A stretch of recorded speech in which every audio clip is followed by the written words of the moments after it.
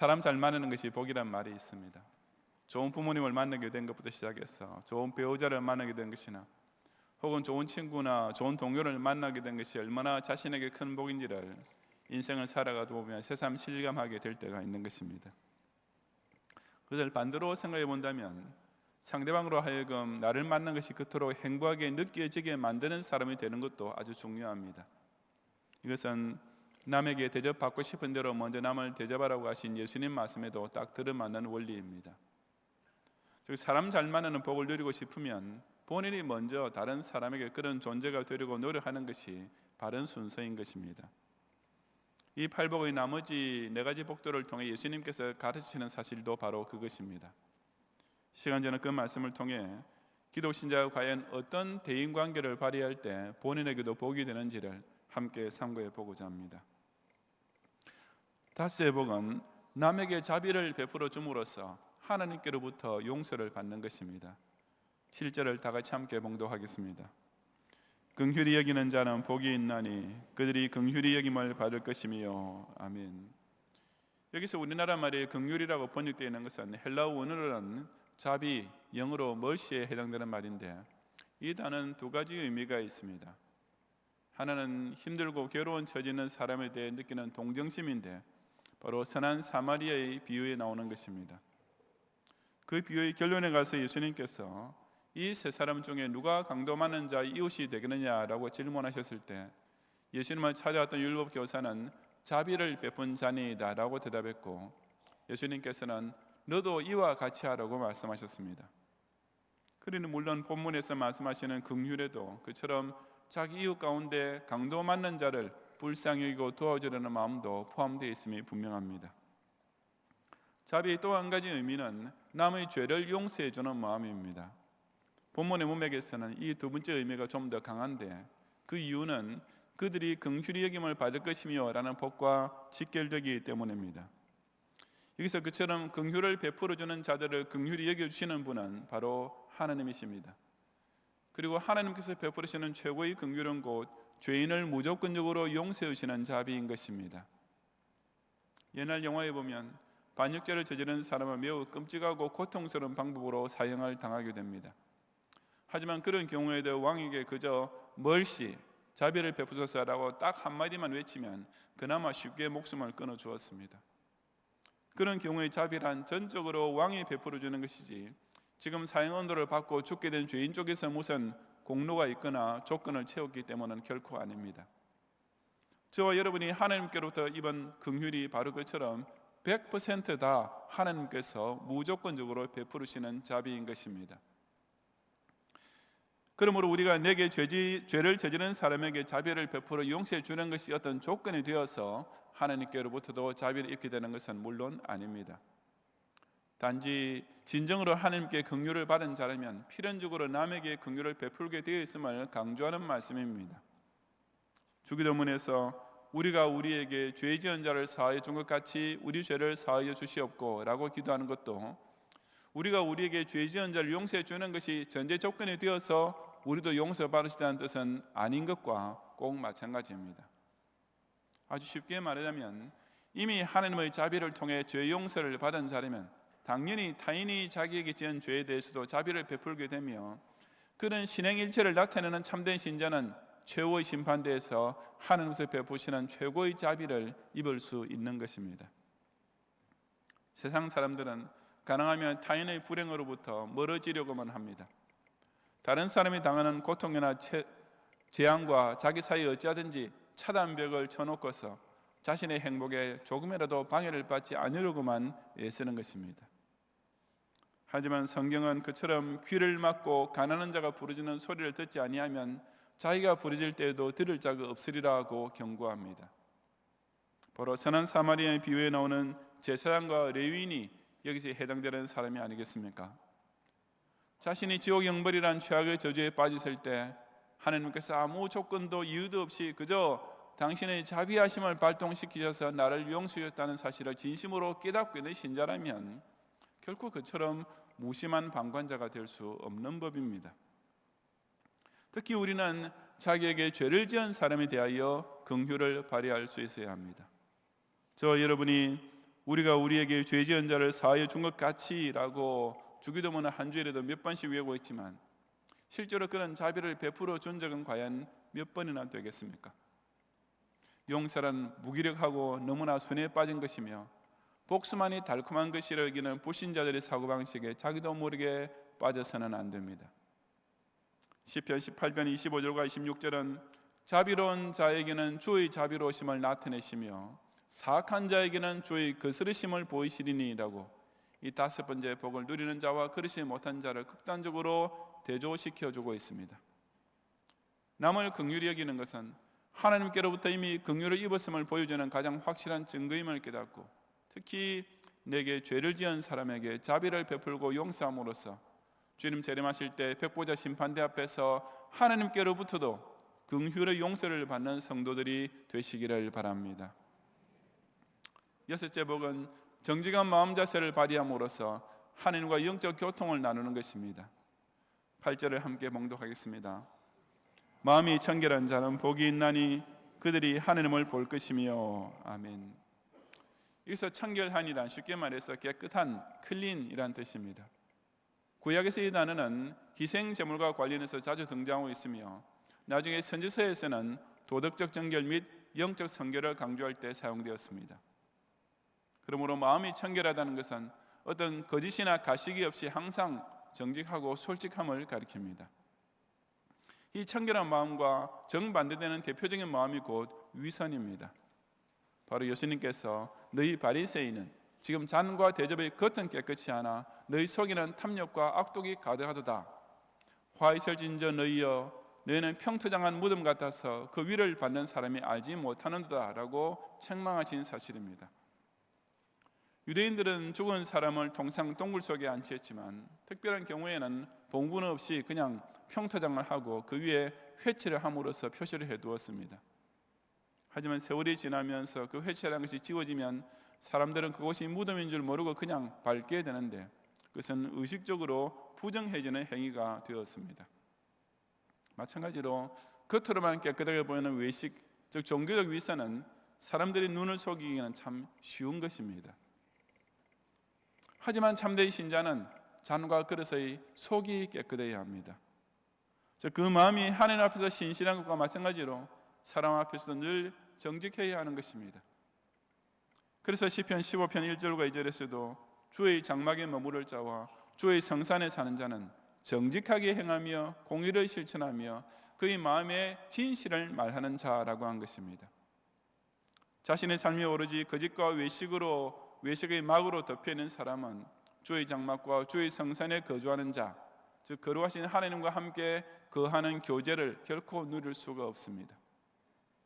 일단 그리스도 십자가 공로로 깨끗이 씻음받은 신자는 바로 그 정결함과 성결함을 계속 유지하는 성화의 진보를 나타내어야만 결국 하나님과 영원히 함께 사는 영화에까지 이를 수가 있는 것입니다. 스포츠에서 심판의 눈을 속이는 행위를 두고 흔히 할리우드 액션이라고 합니다. 외식과 위선이야말로 순전히 사람에게 보이려고 자신의 의로움이나 선행을 과장하는 영적 할리우드 액션입니다. 하지만 현실적으로는 그런 바리새인들의 겉만 깨끗한 잔과 대접, 평토장한 무덤들이 이 세상 교회에는 오히려 훨씬 더 많을지도 모릅니다. 자기 속에 있는 온갖 부정한 생각과 악한 행위를 그처럼 가득 덧칠한 위선의 회칠로 감추고 있는 교인이 진정 하나님과 영적 교통을 나누고 있을 리가 만무하지 않겠습니까? 유명한 던킨 도너츠가 세계적인 프랜차이즈가 될 수 있었다는 비결 중에 하나가 각 지점의 도너츠 제조실에 유리창을 설치하여 그 전 과정을 밖에서도 고객이 직접 볼 수 있게 해준 것이 때문이라고 합니다. 비단 던킨 도너츠뿐 아니라 일반 식당 중에서도 주방 전체를 아예 완전 개방해놓고서 셰프들이 요리하는 것을 처음부터 끝까지 공개하는 곳이 있습니다. 그렇게 하면 고객들은 절로 그 음식에 대해 전적으로 신뢰할 수 있게 되는 것입니다. 우리 기독 신자도 그처럼 하나님 앞에서 아무것도 감춘 것이 없는 사람들의 눈에도 속이 다 들여다 보이는 것 같이 투명한 인격을 지켜야 합니다. 바로 예수님께서 그 속에 간사한 것이 없도다라고 인정하시는 참 이스라엘 사람이 되어야 하는 것입니다. 왜냐하면 시편 24편 3절과 4절에서 말씀하고 있는 대로 그처럼 손이 깨끗하며 마음이 청결하며 뜻을 허탄한 데 두지 아니하며 거짓 맹세하지 아니하는 자만이 결국 여호와의 산에 오를 자, 그의 거룩한 곳에 설 자가 될 수 있기 때문입니다. 여전히 종교적 외식이 판을 치는 현실 중에서도 진실로 겉과 속이 같은 청결한 마음 자세를 지키고 발휘함으로써 그런 성화의 과정을 통해 진정 거룩하신 하나님과 영적 교통을 끝까지 나누는 성도들이 되시기를 바랍니다.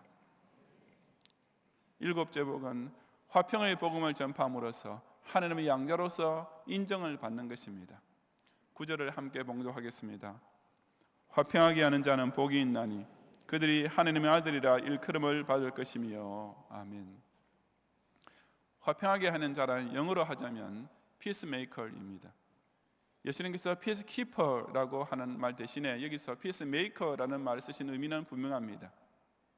저기 화평하게 하는 자란 적대 관계에 있는 두 사람을 서로 화목하게 만들어주는 제3자를 가리키는 것입니다. 아까 긍휼히 여기는 자의 경우에서와 마찬가지로 화평하게 하는 자 역시 두 가지 의미가 있는데, 전자는 도덕적 의미로서 일반적인 인간관계에서 발생하는 갈등이나 불화를 중지하여 해결해 주는 것을 가리킵니다.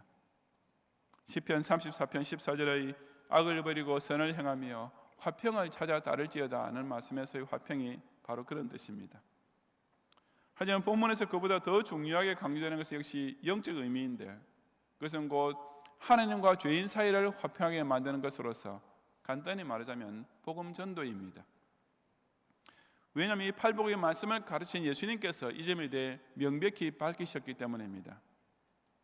바로 마태복음 10장 34절부터 36절에 내가 세상에 화평을 주러 온 줄로 생각하지 말라. 화평이 아니요 검을 주러 왔노라. 내가 온 것은 사람이 그 아버지와 딸이 어머니와 며느리가 시어머니와 불화하게 하려 함이니 사람의 원수가 자기 집안 식구리라고 선언하신 말씀입니다. 이 말씀이 예수님께서 인간 사이의 화평을 파기하고 모든 인간관계를 불화하게 만드시겠다는 뜻으로 하신 것은 물론 아닙니다. 예수님께서는 오로지 당신께서 선포하시는 화평의 복음이 값싼 화평과 혼동되는 것을 결코 원하지 않으셨던 것입니다. 그렇다면 예수님께서 말씀하시는 화평이란 과연 어떤 화평입니까? 이것은 신약 성경 곳곳에서 아주 뚜렷하게 증언되고 있는 사실인데, 간단히 말하자면 하나님과 죄인 사이의 영적 적대 관계를 십자가 대속을 통해 화목시켜주는 화평입니다. 바로 에베소서 2장 14절 이하 16절 상반절에 그는 우리의 화평이신지라 둘로 하늘을 만드사 원수된 것 곧 중간에 막힌 담을 자기 육체로 허시고 이 둘로 자기 안에서 한 세 사람을 지어 화평하게 하시고 또 십자가로 이 둘을 한 몸으로 하나님과 화목하게 하려 하심이라고 선언하고 있는 사실입니다. 마찬가지로 골로새서 1장 20절에서도 사도 바울은 그의 십자가의 피로 화평을 이루사 만물 곧 땅에 있는 것들이나 하늘에 있는 것들이 그로 말미암아 자기와 화목하게 되기를 기뻐하심이라고 하면서 곧 이어서 23절 하반절에 나 바울은 이 복음 즉 화평의 복음의 일꾼이 되어노라고 증언하고 있는 것입니다. 이런 화평의 복음을 전파하는 자는 하나님의 아들이라 일컬음을 받을 것이라고 하는데, 여기서 일컬음을 받을 것 will be called 라는 표현이 의미심장합니다. 중생받은 신자는 이미 본질적으로 하나님의 양자의 자격을 얻은 사람입니다. 하지만 진정 세상 앞에서 하나님의 양자다운 양자라고 일컬음을 받게 되는 것은 오직 그 하나님께서 내게 먼저 선포해 주신 이 화평의 복음을 다른 사람 앞에서도 증언할 때 따라오게 됩니다. 이것이야말로 문자 그대로 그 아버지의 그 아들이라는 말을 들을 수 있는 길입니다. 즉 복음 전파야말로 죄인들을 무조건 용서해 주시고 그들과 화목한 관계로 회복되고자 하시는 하나님 아버지의 성품을 고스란히 물려받고 있는 하나님의 아들임을 명백히 나타내는 증거가 되는 것입니다. 우리는 이런 화평의 복음과 달래기만 하는 유화책을 명백히 구분할 줄 알아야 합니다. 특히 신앙과 진리까지 양보하면서 영적 대적들과 거짓 화평의 손을 맞잡아서는 절대로 안 됩니다. 그것은 복음을 싸구려로 전락시킬 뿐 아니라 교회를 원수에게 넘겨주는 배신 행위일 뿐입니다. 고린도전서 7장 15절에 혹 믿지 아니하는 자가 갈리거든 갈리게 하라. 형제나 자매나 이런 일에 구애될 것이 없느니라. 그러나 하나님은 화평 중에서 너희를 부르셨느니라는 말씀이 기독 신자가 그런 값싼 화평에 결코 넘어가지 말아야 할 것을 엄중히 경고하고 있지 않습니까? 참된 신자는 그런 적과의 동심이 아니라 진정 선으로 악을 이기는 피스메이커가 되어야 합니다. 그저 경쟁과 미움과 싸움만 팽배하고 있는 인간 사회에서 사람과 사람 사이의 진정한 화평은 먼저 그들 자신이 하나님과 화목해야만 절로 따라올 수 있음을 잊지 말아야 합니다. 그러므로 우리는 무슨 세계 평화 그 자체를 목적으로 삼는 것이 아니라 복음을 통해 죄인을 하나님과 화평하게 함으로써 이 살벌한 세상과 냉정한 인간관계의 진정한 화목과 평화가 깃들도록 노력해야 하는 것입니다. 이처럼 원수된 것을 십자가로 소멸하시고 먼데 있는 자들과 가까운 데 있는 자들에게 전하신 평안의 복음을 온 세상에 선포함으로써 진정 하나님 아버지의 영적 인자를 그대로 공유하고 있는 하나님의 양자들이 되시기를 바랍니다. 여덟째 복은 신앙으로 인한 박해를 당함으로써 천당 구원이 완성되는 것입니다. 10절 이하 12절까지 함께 봉독하겠습니다. 의를 위하여 박해를 받은 자는 복이 있나니 천국이 그들의 것임이라. 나로 말미암아 너희를 욕하고 박해하고 거짓으로 너희를 거슬러 모든 악한 말을 할 때에는 너희에게 복이 있나니 기뻐하고 즐거워하라. 하늘에서 너희의 상이 큼이라. 너희 전에 있던 선지자들도 이같이 박해하였느니라. 아멘. 앞서 나온 7가지 복들도 세속적인 복들과 아주 다르지만 박해를 받은 자는 복이 있나니라는 이 8번째 복은 실로 기상천외한 복입니다. 이것은 정말 가장 비현실적인 복이 아니겠습니까? 전혀 복이라고 할 수 없을 것만 같은 복, 복스러운 상태와 그야말로 정반대인 것입니다. 하지만 예수님께서 이 8번째 복에 대해서만은 앞의 경우와 달리 훨씬 더 길게 부연 설명을 해주시는 것만 보아도 이것이 실은 가장 큰 복, 진짜 복 중의 복임을 분명히 알 수 있습니다. 박해가 무엇인지는 설명할 필요도 없겠지만 의를 위하여라는 조건부가 무엇인지는 정확하게 밝혀야 합니다. 이것은 결코 도덕적인 의나 사회적 정의가 아니라 오직 영적 의를 가리킵니다. 왜냐하면 곧 이어지는 11절에 예수님께서 그 의를 위하여라는 말씀의 의미를 나로 말미암아라고 일목요연하게 설명해 주고 계시기 때문입니다. 즉 오직 예수님에 대한 신앙 고백을 지키기 위하여 예수님을 따르는 지사총성의 삶 때문에 불신 세상으로부터 당하는 온갖 핍박이 여기서 말씀하는 의를 위하여 받는 박해인 것입니다. 이 의를 위하여 박해를 받은 자는 바로 앞에 나왔던 화평하게 하는 자와 비교해 볼 때 그 분위기가 완전히 뒤바뀌고 있습니다. 왜냐하면 아무리 기도 신자가 노력한다 해도 현실은 완전히 평화로운 사회나 완벽하게 화평한 인간관계란 결코 이루어질 수가 없기 때문입니다. 세상에는 본질적으로 선과 악의 투쟁, 진리와 거짓 사이의 적대관계가 예수님께서 재림하실 때까지 계속될 수밖에 없습니다. 아무리 우리는 화평을 원하더라도 사탄은 오히려 자기 때가 가까운 줄 잘 아는 까닭에 최후의 순간까지 더욱 바라가면서 여자와 그 남은 자를 집어삼키려고 싸움을 걸어오기 때문입니다. 그런 까닭에 참된 신자라면 반드시 박해를 당하게 되어 있습니다. 그것은 너희를 욕하고 박해하고 거짓으로 너희를 거슬러 모든 악한 말을 하는 일상적인 핍박으로부터 시작해서 최악의 경우에는 순교를 당하는 것도 물론 포함됩니다.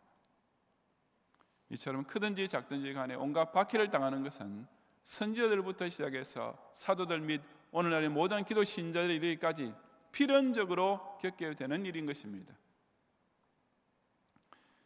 예수님께서 10절에서는 의를 위하여 박해를 받은 자라고 3인칭으로 시작하셨다가 이어지는 11절에서 갑자기 너희라고 2인칭으로 바꾸고 계시는 것도 그 때문입니다. 왜 예수님께서 이 부분에 대해서 이처럼 갑자기 스스로 감정이 고조되고 계십니까? 왜냐하면 신자의 박해는 결코 남의 이야기가 아니기 때문입니다. 이것은 예수님과 그분의 제자된 자들에게 있어서는 문자 그대로 너와 나 사이에서 일어나는 지극히 개인적인 일 중에서 가장 진하고 뜨거운 일이기 때문입니다. 그래서 그에 따르는 복도 천국이 그들의 것임이라고 했습니다. 그래서 첫 번째 복과 똑같은 것인데, 그 이유는 가난한 심령을 통해 신앙을 얻게 된 신자는 박해까지 기꺼이 당하는 신행일치를 나타냄으로써 자신의 신앙의 진실함을 증명할 수 있고, 그 결과 구원의 완성에 도달할 수 있기 때문입니다. 즉, 박해를 당하는 것이야말로 나 자신이 정말 천당 구원을 받을 수 있는 진짜 신자임을 가장 명확하게 확인해 주는 것인 까닭에 가장 기뻐하고 즐거워할 최고의 복이 되는 것입니다.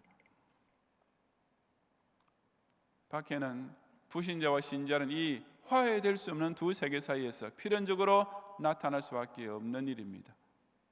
왜냐하면 신자는 어디까지나 화평케 하는 자인 까닭에 결코 불신자를 박해하지 않지만, 마귀의 사조를 받은 불신 사회는 교회와 성도를 향한 적개심을 조금도 완화시키지 않을 것이기 때문입니다.